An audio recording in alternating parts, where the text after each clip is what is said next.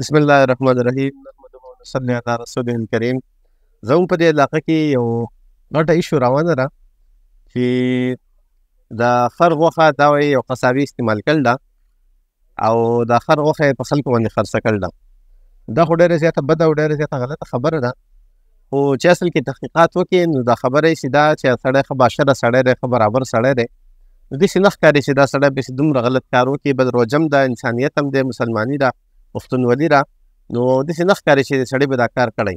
چې پوره تحقیقات وکړي نو بیا تحصیلدار هم وایي، بیا نور هم خلک وایي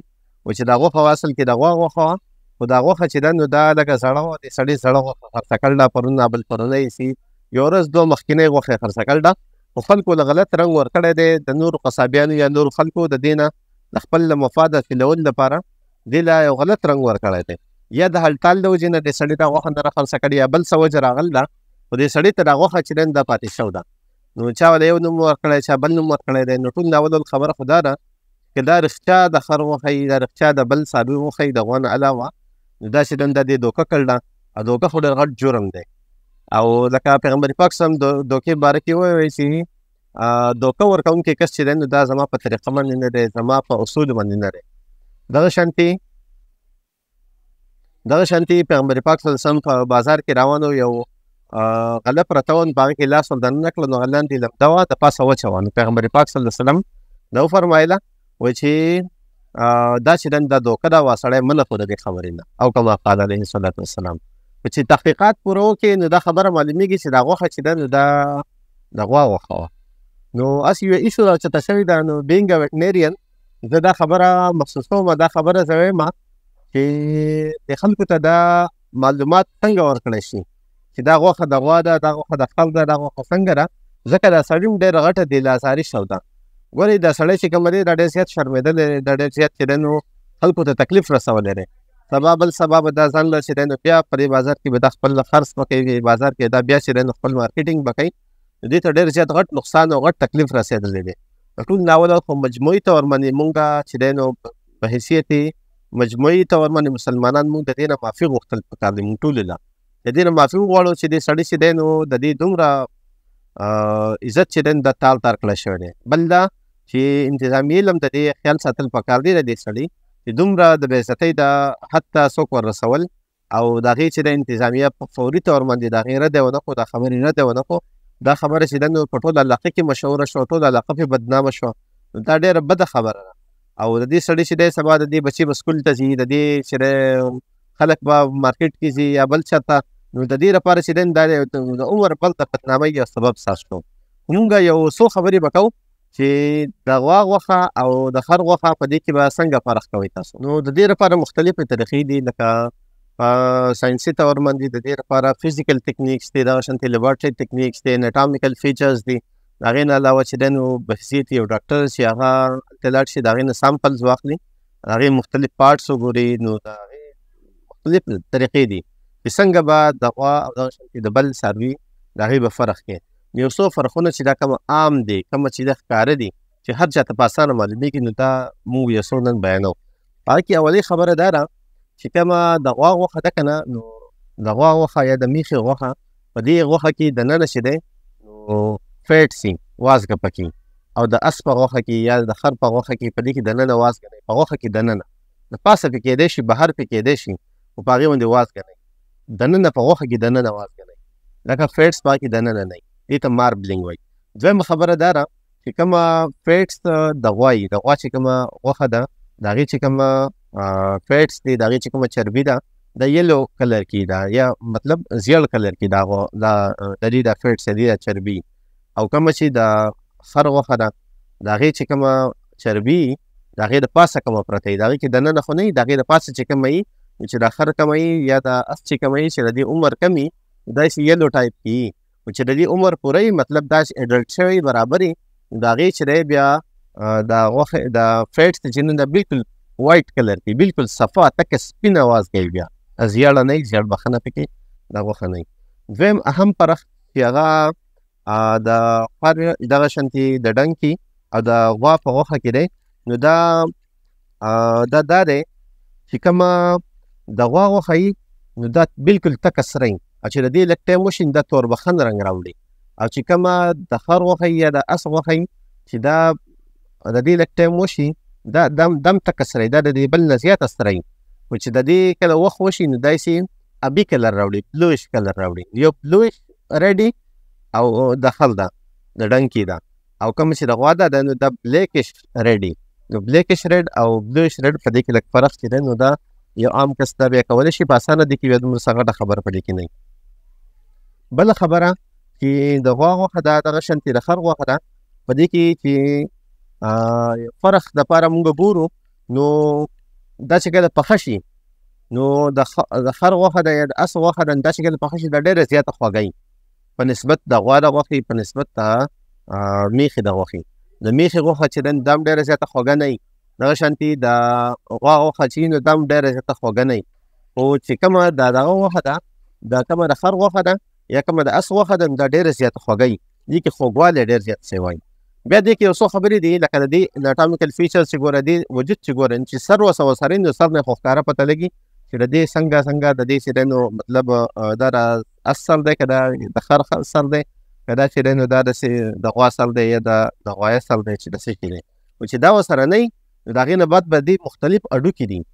دا اډوکي چې کومه دی دا بیا ډاکټر پېژني چې د دې اډوکي چې کومه لکه مثال په طور منتخبي اډوکي دی ریډیس او النا دا دوه اډوکي دي. نو په خر کې چې کومه د ریډیسي نو دا د دې النا د نیمې پورې په هارس کې هم دغه حساب وي، او په دغه کې چې کومه دی په آکس کې په غوا کې یا په غوایه کې نو دا دواړه یو عمر په لینت کې دا برابر وي، تقریبا یو عمر ده، مطلب د هغې د نیمې پورې نه دا د هغې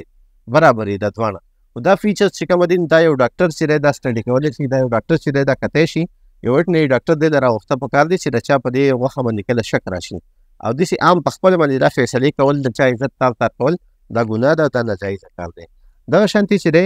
د دې ریبز کاته غواړي، د دې دا کومه پختۍ چې دي د پختۍ کاته غواړي نو دا اس چې کومه د سینې د پختۍ دي که نه نو دا 18 د سینې پختۍ وي، او د غوا چې کومه دی یا د غوایه چې کومه دي نو د 13 د سینې پختۍ وي. ده نو په دې کې فرق پکار دی چې ستا په شک راشي نو تا اولې فرق ته دا معلومولی شي چې کومه د توریس اکټیویټي چې کومه د پپړې پکې دي زموږ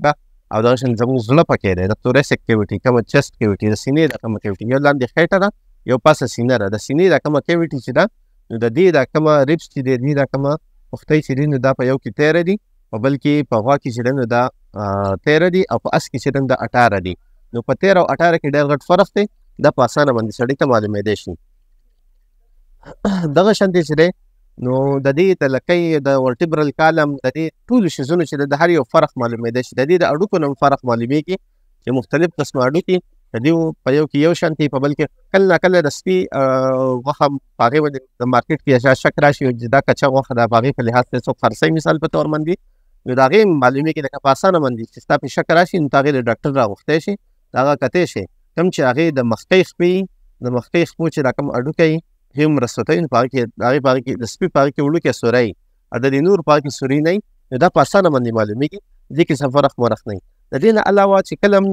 د انتظامیې وس په یو غوښه باندې شک راغی چې دا غوښه ده د غوا غوښه ده که د خر غوښه ده یا دا د سپي غوښه ده د دې لپاره چې دی د دې لپاره به دا انتظامیه به څه کوي انتظامیه به دې لپاره ټیسټ کوي. نو اوس په دې سړي باندې چې دا الزام لګېدلی نو تاسو دا کتل پکار دی چې د دې لپاره ټیسټ شوی دی که نه دی شوی. ټیسټ چېرته شوی ټیسټ کړل نه دی شوی. په سوشل میډیا ډول دی چې چا له څه ورکړه چا له څنګه بس چا میډیا له ورکړه او بل د سړي د بدنامولو لپاره بیا چې دی نو په دې روژې مبارکې میاشت کې بیا مونږ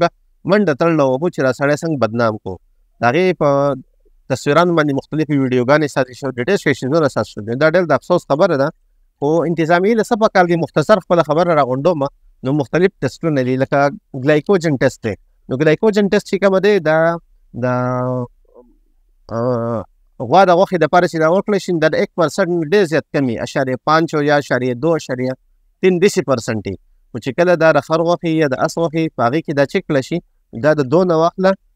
د 3 پورې دا کېدی شي، مطلب په اس کې په غوا کې د 1 نم کمي او په خر کې یا په اس کې دا د 2 نم سیوای مطلب 1 نه د 2 نه سیوای. دغه شانتې چې دی لینولیک ایسډ د هغې لپاره یو ټسټ چې هغه په دې کې موجود وي نو په غوا کې دا زما په خیال باندې 0.1 پورې او په هارس او ډنکیز په دې کې چې دا د 1% نه واخله د 2% پورې دا په دې کې کېدی شي. دغه شانتي آیوډین ویلیو کوم چې بنیادی ټیسټ تر دی نو هغه آیوډین ویلیو ټیسټ چې آیوډین ویلیو دا معلومه دا آسان ټیسټ دا معلومیږي نو آیوډین ویلیو لپاره به ته کار دار چې هغه آیوډین ویلیو کله معلوم شي دا پوره یو ټیسټ چې دا ټیسټ تفصیل وسوي نو دا قصه دیږي بل تر تزي قصه او د آیوډین ویلیو د غوا د غوښې دغه شانتي د خر او د سپي د غوښې دغه د آیوډین ویلیو ډېر غټ فرق دی لکه په غوا په غوښه کې آیوډین ویلیو دا زیات نه زیات راځي د 38 نه 36 37 38 40 45 پورې دا راځي د دې آیوډین ویلیو او کوم چې د اس غوښه دا چې کوم د خر غوښه ده نو په هغې کې آیوډین ویلیو د 70 نه سیوای 70 80 نه سیوای هغه نو دا ډېر غټ فرقونه دي انتظامیې له پکار دي چې دې ته روکتام دپاره چې دا مختلف قسمه ټسټونه وکړي یو بل اسان ټسټ دی پریسیپیټیشن ټسټ ورته وایي پریسیپیټیشن ټسټ خو هر څوک کولی شي دا خو هر یو لیبارټري کولی شي چې تا د دې غوښې نه لږ بلډ راواخله د غوښې نه لږ بلډ راواخله او دا چې دا پریسیپیټیټ کا او دې ته انټي سیرم ور واچوه نو دا چې انټي سیرم ته ور واچې که دا د هغې څه یو شان نو دا پریسیپیټیټ شي چې پریسیپیټیټ شي تا ته په خپله باندې معلوم شي په اسانه باندې لیبارټري والا په دې باندې پوهېږي تا ته دا په اسانه باندې معلوم شي د پریسیپیټیشن ټسټ دا په اسانه باندې معلومېږي دا شانتې نور هم ډېر زیات ټسټونه دي دې لپاره په مارکیټ کې دا استعمالېږي خو اهمه خبره ضروري خبره دا ده چې موږ د یو بل خیال وساتو د یو بل غم وکړو د یو بل فکر وکړو او چې کله هم د چا په څه غوښه باندې د چا په څه داسې شیز باندې شک راشي چې هغه مضر صحت وي نو د هغې په باره کې خپله فیصله کول دا موږ ډېر وروسته کړو او اول هغه انتظامیې ته حواله کړو انتظامیه پکې رامخکې کړو دا د هغې سره متعلقه چې کوم ډاکټران دي هغه پکې رامخکې کړو د هغې سره متعلقه چې کومه د فوډ ادارې دي دا پکې رامخکې شو یوازې د غوښې خبره نه را په مارکیټ کې داسې مضر صحت شوده خرڅېږي چې دا خلکو ته نقصان رسوي داسې ټاپیانې داسې چاکلیټس او داسې چې دی مختلف خوراکونه خرڅېږي چې دا د انسان دپاره مضر صحت دی نو موږ ټول له پکار دي چې دا د یو بل خیال وساتو او خپله فیصله کول نه مخکې انتظامیې را مخکې کړو په انتظامیې باندې فیصله وکړو شکریه الله پامان سلام علیکم